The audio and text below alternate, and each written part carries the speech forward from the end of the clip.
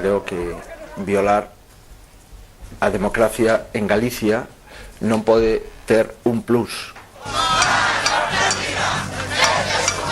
Y los mismos violadores de la democracia sin ahorros se han hecho fuertes en la televisión autonómica reclamando atención. Convocan manifestaciones semanales en casi todas las ciudades españolas. Toman la bolsa en Barcelona y hasta se cortan el pelo en Cantabria, porque creen que se lo han tomado.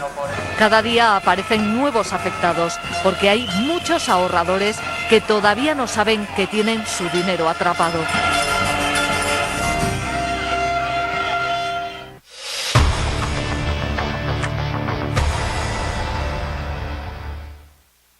Bueno, ¿qué son las participaciones preferentes? Se vendían como un producto seguro de alta rentabilidad, pero en realidad comprar una participación preferente es comprar deuda al banco, darle dinero para que tenga liquidez. A cambio les ofrecen intereses altos. Esto es renta fija que le sonaba a los clientes a plazo fijo, que era lo más tradicional a lo que han estado acostumbradas las familias españolas. Cojo los papeles, se los envío a un par de amigos que tengo y me preguntan que qué estoy metido. Digo, no, en un plazo fijo. Y dice que no, que tú no estás en un plazo fijo. ¿Y cómo que no estoy en un plazo fijo? No, estás en participaciones preferentes y es perpetuo. Tú le has donado el dinero al banco. ¿Qué dices? Y a esos generosos donantes no les queda más remedio que asociarse para defenderse. Aquí les cuentan lo que su banco no les dijo. Por ejemplo, que si la entidad tiene pérdidas, no podrán recuperar su dinero. Pero ¿por qué necesitaban tanto dinero los bancos y cajas españoles si, como se nos dijo, tenemos un sistema financiero y unas entidades financieras sólidas, un sistema financiero solvente y seguro? Eso sucede hasta el año 2007. Entonces, los balances de los bancos se ven a rebosar. Sus sacas se han hinchado con todo lo invertido en la construcción, pero la crisis les derrumba sus inversiones y necesitan dinero. En ese momento recuerdan un producto que ya venden legalmente desde hace años a grandes inversores, las participaciones preferentes, y deciden colocárselo al pequeño ahorrador. ¿Cómo lo conseguían? Porque los españoles veíamos a nuestros bancos así. Hay un amigo en mí, hay un amigo en mí, lo que te digo debes recordar, porque hay un amigo en mí. Yo estoy convencido que esas personas lo han comprado por la confianza que podían tener en el empleado que se las estaba vendiendo. Entonces el director de la sucursal te llama y te dice, oye, vamos a emitir un instrumento de ahorro que en vez de darte un 1% por tu cuenta corriente, te vamos a dar un 7% de participaciones preferentes, un 7% de rentabilidad. Viene alguien al banco, te pregunta, tú le dices que tienes una oferta de preferentes al 5%, te pregunta si tienes depósitos, le enseñas un depósito al 1,5% y ya has vendido la preferente. Desde que han sido pequeños han tenido ahí sus ahorros, han tenido sus domiciliaciones, han tenido sus nóminas. Yo firmé sin leer nada, como llevo 27 años haciendo. Porque fue cuando pasó lo de Filatesia y entonces yo le dije al director que me engañó, porque que me engañó. Mira, no me pasará como esta gente de... No, pues no se preocupe ni pensar lo que va, esto es muy seguro, Carmen. Es una persona que nos conoce de toda la vida, de siempre, desde que mi padre con 5 años me metía las 5 o 25 pesetas todos los meses para ahorrar. El problema es que muchos depositantes están llamando a los directores de los sucursales, ese hombre o mujer de confianza, y ya no les coge el teléfono. El que deja de ser tu amigo es que no lo ha sido nunca. ¿Será porque no saben cómo justificar que les vendieron un producto perpetuo? En algunos casos, recuperarán su dinero en 9.999. La formación que se recibe es muchas veces deficitaria y la propia información que transmiten las cúpulas empresariales a los trabajadores y trabajadoras que estamos en las oficinas pues no siempre es correcta y no siempre nos cuentan esa letra pequeña que tampoco conoce la clientela, precisamente para que no podamos explicarla, ¿no? Era una estrategia diseñada desde las cúpulas. Así lo demuestran documentos confidenciales de los directivos de CaixaNova a los que ha tenido acceso La Sexta.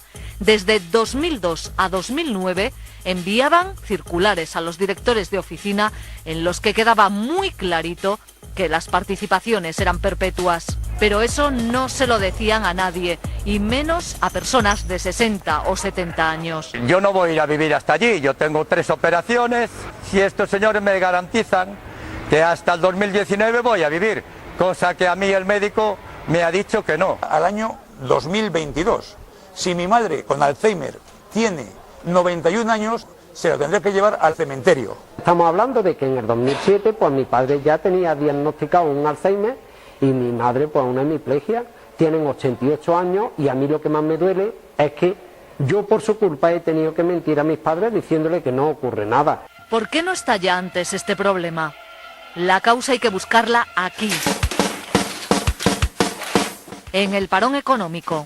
En la época de vacas gordas, cuando un cliente les pedía el reembolso, iba a la oficina, hablaba con el mismo comercial de banca que le vendió la preferente y este comercial de banca lo que hacía siempre era buscar otro cliente y colocarle esa preferente al cliente nuevo. Pero llega la crisis. Entonces los inversores que iban al banco cada vez tenían más problemas para recuperar su dinero. Las participaciones preferentes están diseñadas para ahorradores expertos. Es más, es obligatorio, dice la Comisión Nacional de Valores, firmar este test en el que, por ejemplo, el ahorrador reconoce que entiende conceptos como riesgo de tipo de interés variable y de instrumentos de capital, liquidez reducida, pero a la mayoría de los afectados ni se lo enseñaron. Folleto informativo nunca, solamente de palabras que era un producto muy bueno. Mi madre firma con el dedo, mi padre es analfabeto, pero bueno, más o menos sabe hacer su rúbrica. Entonces, cuando viene el test MIFI, ahora con el canje, ellos firman que no conocen nada de finanzas. Yo ese test no me lo hicieron, ese test salió hecho por ellos, ¿eh? Que yo era como una señora que sabía lo que hacía, que era inversora. No, si yo no tengo ni idea, porque yo soy un ama de casa. Un engaño masivo que seguramente no será o será difícilmente demostrable ante un tribunal porque la gente, por desgracia, en muchas ocasiones lo que ha hecho ha sido firmar esos contratos. Algunos clientes, como los padres de Pedro, ni firmaron. Dicen que fueron los empleados de la oficina quienes cambiaron su dinero de plazo fijo a preferentes. Hay una partida de compra de 13.000 euros que mis padres no han firmado. Y en el caso de Petra, de 78 años, ya rizaron el rizo. Le hicieron firmar que entendía aspectos financieros como volatilidad, correlación, VAR, put, call. Dice que falsificaron su firma. Esta es su firma auténtica. Esta es la falsificada. Pues 5 años lleva ya esa cartilla hecha, que yo ni me enteré que estaba hecha esa cartilla. Esa cartilla no me pidieron a mí permiso para hacerla, ni me han pedido permiso para entrar todo mi dinero ahí, todo lo que tenía. Y le digo, vale, pero dame la documentación que tengo que firmar, que me lo quiero llevar a casa para estudiarlo.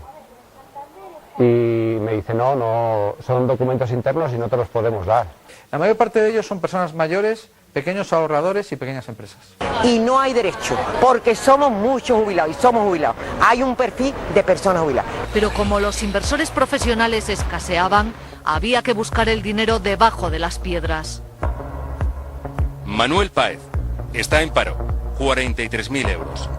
Ana Hermo cobra 600 euros de una pensión por enfermedad, 20.000 euros. Alicia de la Vara, jubilada, 14.000 euros. Manuel Maqueda, jubilado, 10.000 euros.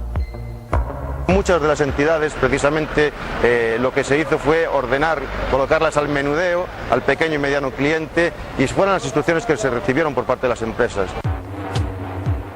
Los afectados se extienden por toda España. Cataluña, 300.000, Galicia, 70.000, Andalucía, 67.000, Castilla y León, 40.000, Cantabria, 15.000, Asturias, 12.000, Comarca del Morrazo, Pontevedra, 70.000 habitantes, 2.000 vecinos afectados. Nos encontramos que de niños jóvenes que han hecho la primera comunión, que le han dado a sus abuelos el dinero, como familias que han ahorrado, gente trabajadora, gente joven que intentaba ahorrar algún dinero para luego comprarse un piso, comprarse un coche. Santoña, Cantabria, 11.000 habitantes, 2.000 vecinos afectados. Villanueva de Córdoba, 10.000 habitantes, 400 vecinos afectados. Que la economía del pueblo se la ha cargado. Quien tomó ese tipo de decisión de comercializar al pequeño cliente, al ahorrador pequeño, ese tipo de productos, fueron las direcciones de las empresas con el visto bueno del Banco de España y la Comisión Nacional del Mercado de Valores.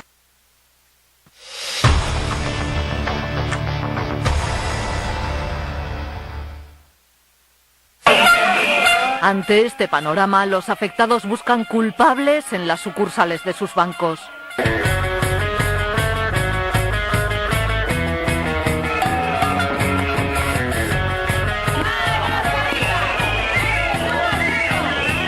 muchos compañeros que sí que se han visto muy afectados, tanto con los clientes como, por ejemplo, pues personas que le han empapelado su barrio con su cara poniendo que esa persona es un ladrón o una ladrona, gente que han entrado a la oficina a amenazarlos directamente pues con armas blancas o con armas de fuego, gente que le han perseguido a casa o que han ido a donde llevan los niños al colegio. Los empleados de las oficinas se tapan los oídos porque son ellos los que pagan la ira de los ahorradores cabreados, como los directivos. Fíjense, amigos televidentes, ¿qué tal realidad? ¿Qué tal desparpajo realmente el de jugar con la esperanza de la gente y jugar con su dinero? La mayoría de ellos jubilados, pensionistas, allá en España. ¿Pero qué dicen los medios de comunicación? Dicen que no, que mucho descanso durante la semana y mucho descanso laboral, que los impuestos son muy bajos, que tienen una serie de beneficios sociales los trabajadores, que se jubilan muy temprano, que los políticos tienen que ser más drásticos con sus medidas de ajuste y por tanto el pueblo es el que debe sufrir las consecuencias. Pero no dicen esos medios como, por ejemplo, México está también en una crisis y ha sido el más disciplinado de los países en aceptar ese modelo que hoy fracasa en Europa. Y México tiene signos de pobreza muy grandes. La propaganda también nos dice, de acuerdo al más puro estilo, descrito por Noam Chomsky, cuando habla y denuncia la manipulación mediática, dice que la pobreza se reduce, y no es tanto así. Para la estadística hay muchas fórmulas de hacer ver las cosas y de engañarnos, de generar un espejismo. Sin embargo, la verdad de las cosas recién comienzan a aparecer. Más adelante en el programa vamos a ver, por ejemplo, cómo en España se está dando una investigación, porque hubo un escándalo, el del denominado Bankia, tan escandaloso como el Barclays, y ya se está investigando. ¿Y saben ustedes quiénes son aquellos que han estado en Bankia? Exfuncionarios del Fondo Monetario Internacional. Esto describe ya una crisis tremenda del orden económico mundial, que nació en el Bretton Woods, allá después de la Segunda Guerra Mundial, cuando se hace ese acuerdo y se ratifica en el consenso de Washington. Es decir, un sistema económico para que los ricos se hagan más ricos y los pobres se hagan más pobres. Veremos también cómo en una encuesta que hemos realizado a través de nuestras cámaras se desconfía de las AFP y hay razones fundadas para hacerlo. Pero cómo nos distraen con cerveza y con el Día del Buen Amigo y todo eso. Más adelante, después de la pausa. Vamos ahora con las 11 noticias que impactan al país.